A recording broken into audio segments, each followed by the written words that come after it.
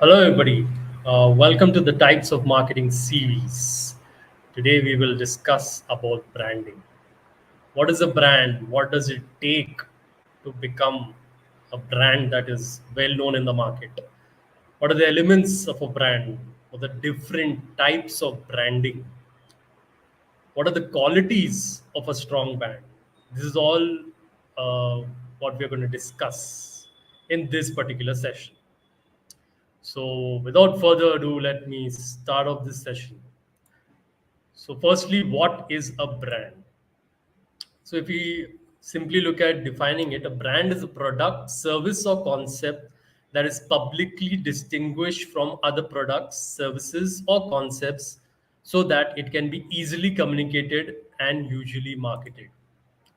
So what we understand from this is that we have a business, we set up a business, but the purpose of the business is to have a distinction, a brand. What do we work towards, right? When we are setting up a business, that we have a separate, a known identity of the business, so that the products and services are clearly identified by our prospects or our customers. So this brand was what we establish is it is you can say you can't touch or feel. Like it's it's not a a physical thing, but it is something which contributes. So it is intangible, but it has a major in terms of impact on the whole landscape of a business. So establishing a particular brand and all the efforts that we do, all our activities, the experiences, is all contributing in creating a brand. That's why when there is some kind of research given or some kind of discussions, we don't talk about the company. It is about the brand, and a company can have multiple brands, and they set out to making that brand so that in a particular line of work or a TG, that they can establish that their branding basically, or the effect, the market effect of that, and they can contribute in the sales.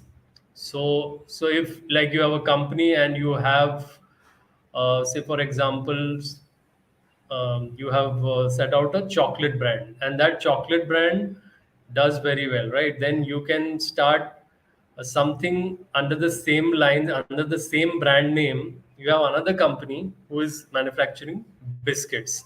So this particular thing is how interesting it is, like how amazing, like, and the benefits when you set up a great brand, uh, that you can have multiple lines of businesses because you have established in within that, I would say, domain or something. So this would be like, say in my example, it was like an FMCG, something you can it's an edible thing. So uh, somebody establishing chocolate and then they are using it. So it is this done by quite a few companies. That is the purpose. Like when you establish a strong brand, then you can have a kind of a similar product in that industry as well. Awesome. So, what are the elements of a brand? So, what all makes up a brand? So, firstly, your brand voice. What you have to have. So, these basically what I'm going to be talking about. The elements are, we have to pay attention to these things specifically because they make up the brand. So, when you talk about, say, a branding also in general, and actually what work you are doing is working towards making these or having like a standardization or consistency of what these are trying to communicate. So firstly is your brand voice. What is a brand trying to communicate? What are the major things that is being set up, within that? What is your communication? So that would come under the brand voice. So this brand voice, there should be a consistency in the marketing communication, so you can adhere to it. A brand cannot sound absolutely different, like in the social media or the general in general, that say even the advertisements, that you should have kind of an idea of what a brand voice that you established and you kind of going forward with it. Then you have your brand identity. Where is the brand identified? What kind of TG is there for this? So that has to be again listed. Next, you have brand promise. What are you promising with your brand? What problem is being solved of the people, that is specifically communicated here. Brand values. What are the values of your brand? What does your brand believe in? This can go beyond than just the product and service, is what they want to do within society. Like in a company of a mission vision statement, right? Like they don't talk about sales there. It is like how they want to contribute to society, to their, how do they want to uplift their TG or something. So that would come within that. Then your brand targeting, what is kind of a rough your target audience for your particular target group. And lastly, your brand positioning, like where do you want your brand to be positioned? Like an example here would be, is it like a luxury brand? Is this brand perceived to be a brand for the super rich, right? So something like that. So that is where you want to kind of, because not only for that category, even a category like a nano, what maybe the branding was for somebody in a middle class. So that would come kind of where they, it would be so that your communication is within. So most of, like if you can do a bit of your own research and look up brands, like you should know that okay, what is this brand being positioned as, right? And then you will see in clearly the bigger brands that whatever product services they have is kind of, there is a, I would say, they are going along that positioning. They are not changing that. If they are changing, that is wrong. That is wrong branding. And also it should be kind of clear and focused. What are the different types of branding? Here we'll cover the different types of branding that you have to do. And what all is, it's not maybe relevant for all the brands, but where all you are present, and how does it work out. So firstly, you have personal branding. Personal branding is used by the people, like a person. Basically, it could be even like a celebrity, and also uh, what do you want? The same elements would come within that. What you would want people to perceive you, that because it's mostly the reality in the normal world, so is the perception, right? So what do you want people to pursue? This has to be kind of strong, because that will create a kind of a recall value for you. So you have to design your communication in a sense that your branding is kind of clear, right? So um, say you are somebody, you are a corporate professional, so it should be kind of focused to maybe an industry you have worked in, or it could be some kind of techniques that you have been using, you're working somewhere. So that can be a personal celebrity, I would say. Then it would be what kind of audience they're connecting with, the content that they create, like which is the audience that they would cater to. So there are certain elements here that would come into personal branding. Then your service branding, your complete A to Z, how your service is designed, that would be part of the branding. So there has to be some kind of a uniformity in it. Like say in restaurant chains, the way their all their signages are there, or their the way their tables are there in their thing, the interiors, the way it is, they are dressed up in terms of the people who are working there, and also this will all come under that a service that is there. So that some kind of a standardization you have to make, so that that would add to a great experience and the recall value. Then product branding is within your product, like a physical, generally I would consider this into that it would cater to. And what kind of messaging that you want to kind of create for the same. that has to be standardized.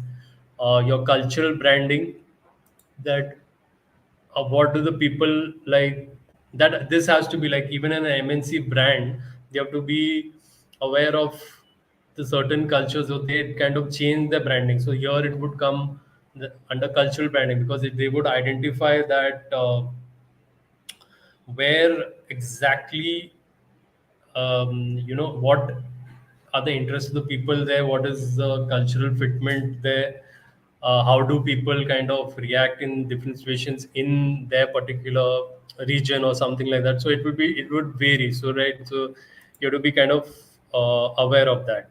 It's also known as geographic branding. Then you have your retail branding. How do your retail shops look? What kind of experience you have there? Um, how are things displayed there? And also that's kind of some kind of a uniformity set in there. Online branding. How does your website look? How does your app look? What is the fonts of it? What is the user experience? Those things would come. Your offline branding is more into your marketing collaterals, like your pamphlet or flyers or your banners that are there in that outdoor, and also that would come under it. And lastly, you would have corporate branding. Corporate branding, would I would even more look at it into, uh, let's say, an employer branding also. So where all the stakeholders, what would kind of appeal to them, how what you are kind of focusing on, in terms of the perceived value of the from the in the business sense. So business sense would be the mostly the internal stakeholders that are there. It could be your employees, or it could be even some people who are part of your business. And also this all would come under the way you are kind of branding the same. What are the qualities of uh, strong brand? This is very important, because this is kind of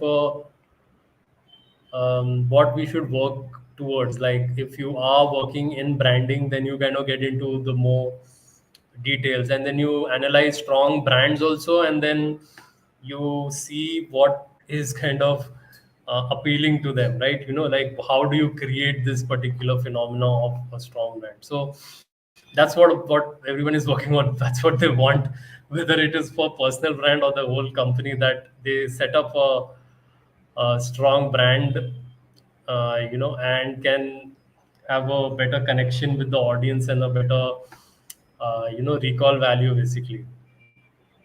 So you have, firstly, your simple should be very simple and a powerful differentiation. Whatever you are doing, there should be a kind of a differentiate from the competitor. You can't be like, there's a saying that if you go by the middle of the road, you'll be run over. So you have to take a particular side. So that is very important in that. You should have a clear and compelling vision of how you are going forward. That has to come clearly in your marketing communication. uh, your promise should be status, your brand promise that we discussed. um, you have to kind of define it and put it out there in all your marketing collaterals, or wherever you are online and all. um, Now mostly I would say here, even your branding goes deeper beyond the thing about like just your general marketing sense of it. Also, it would be your products and services. So if you have set up an amazing brand, it is also of because it has delivered right as a product or service. So people have liked it. So your focus should be in excellence in delivering superior products and services. You have to work hard towards your brand identity. You should be true to it. Brand messaging has to be consistent, can't be up and down where you are trying to communicate. So that is where brand experts, that could be a little bit complicated for somebody who's not in the field to understand that. But then as a marketer or a branding expert, you would kind of work towards having a consistent brand message, your A to Z brand experience that is there, you have to really focus. So it involves your operations, your sales teams, your front office, whatever. So all of these have to be aligned to have a really good brand experience, because with those experiences only people are positive experiences, and then they refer people, and that's how your ball gets rolling as part of your business and all.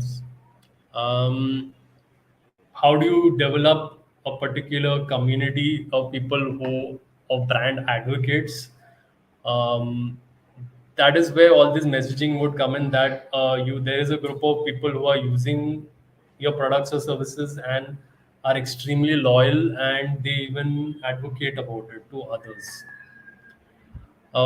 Your how do you adapt? So many changes have been there, tech changes, different social media platforms coming up. In that there are changes in algorithms within that. On the ground also, offline, there are different ways. What is popular, what is in pop culture, what how is the business going, how is a country doing, and all these things you got to be aware of, and you have to adapt it and change as per the changing times. And lastly, three things which ve- very important in general only. It would be not only in branding in general, your focus, your passion, and your persistence. That will define the success of the brand. So, what is brand equity? You see this mentioned a lot, and you would like to a little bit talk about this. What is this? Just it would be defined. It is basically a marketing term that describes the brand's value. That value is determined by consumer perception of an experiences with the brand. If people think highly of a brand, it has positive brand equity. Even in companies you say that you all have a brand equity there, or I'm sorry, that I have a equity in this company, that you are part of the company, right? But within brand, I would say, is the value, overall value that that particular brand has. And how do you build this up? You have to do it with the brand awareness. Then you have your brand, how it's associated, or the association of the brand that would come with, when you are tying up with other brands, or in selling your product, which is rampant now within marketing.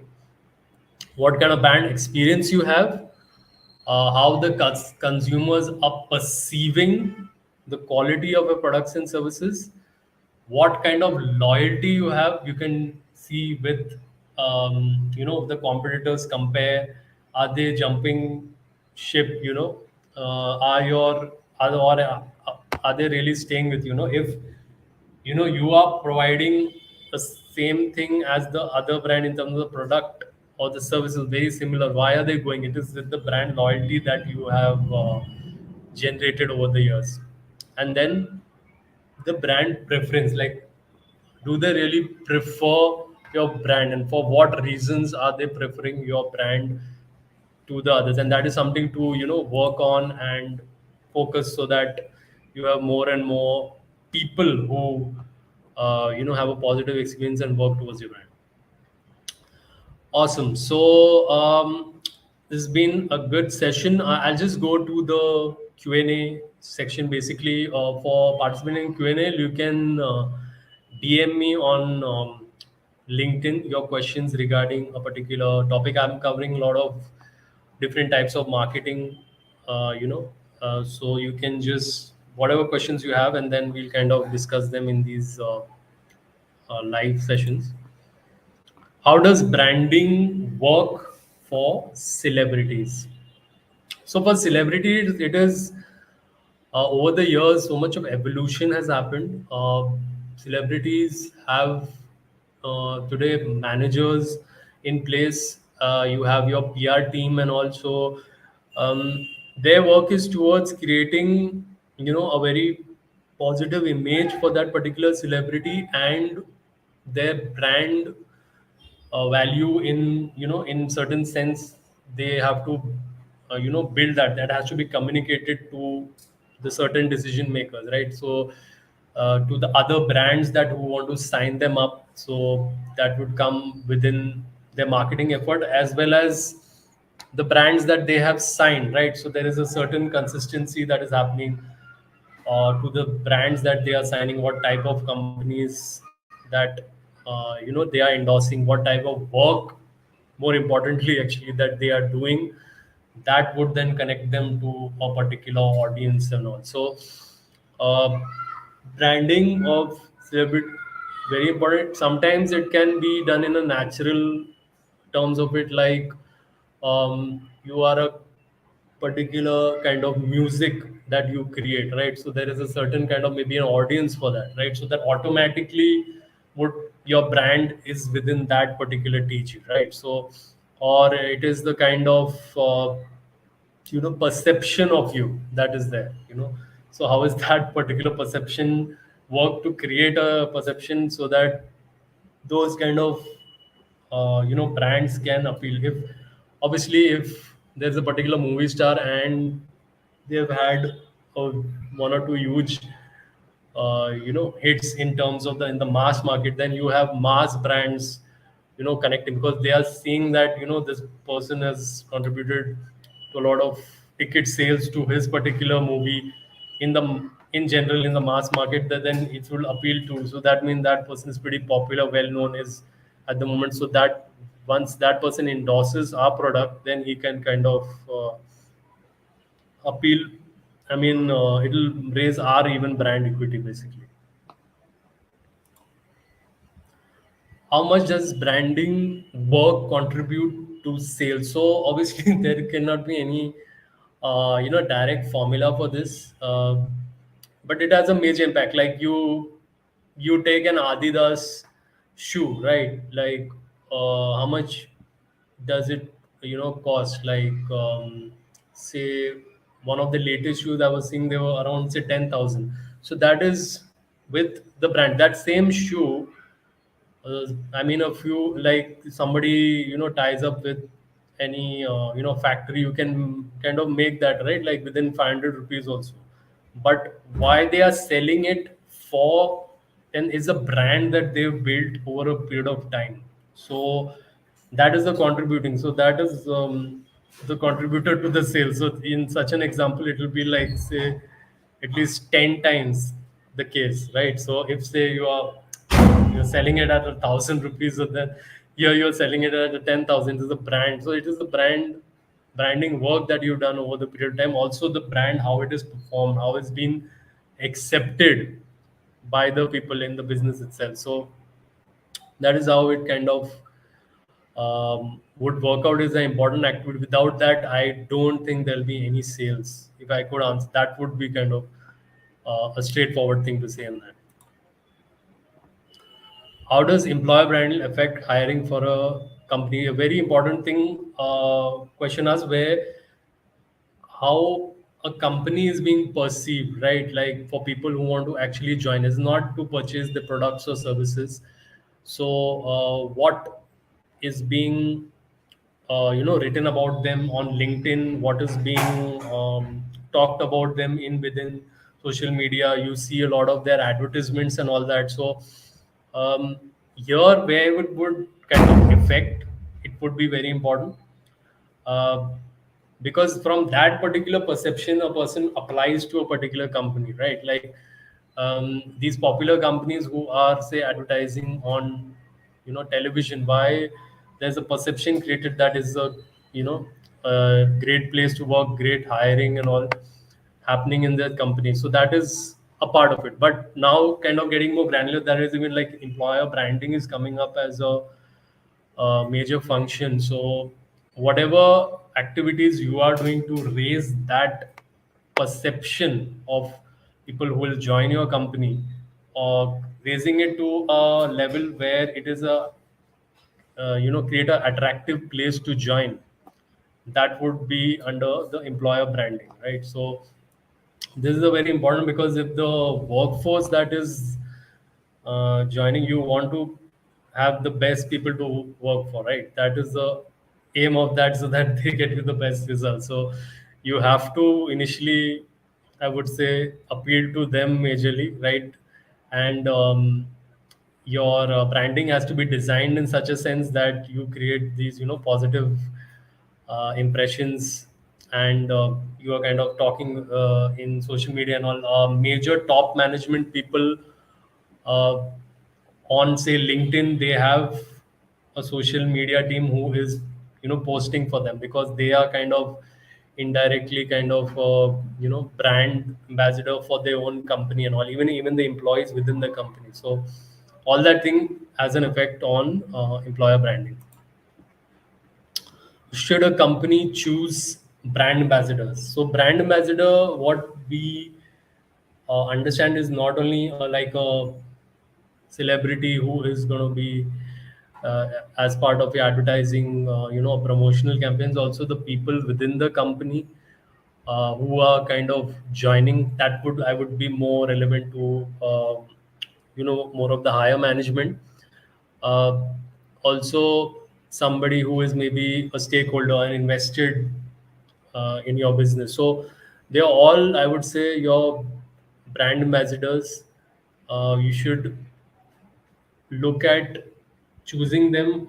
Factors would be where it's aligning their values, what kind of work they've done, what kind of audience that they have served earlier and all. So those would come into this particular thing of choosing the, right brand ambassador. So this is a function of the marketing team, in terms of the, say, a celebrity or influencer or something that is a brand ambassador. The rest of it is an activity to the communication of the brand ambassador, who is like part of that company, to create a great impression of that company through their communication, right? Or the right kind of communication is happening.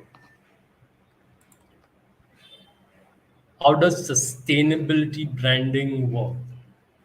That's also amazing question, because um, today's audience, especially the Gen Z, they have evolved.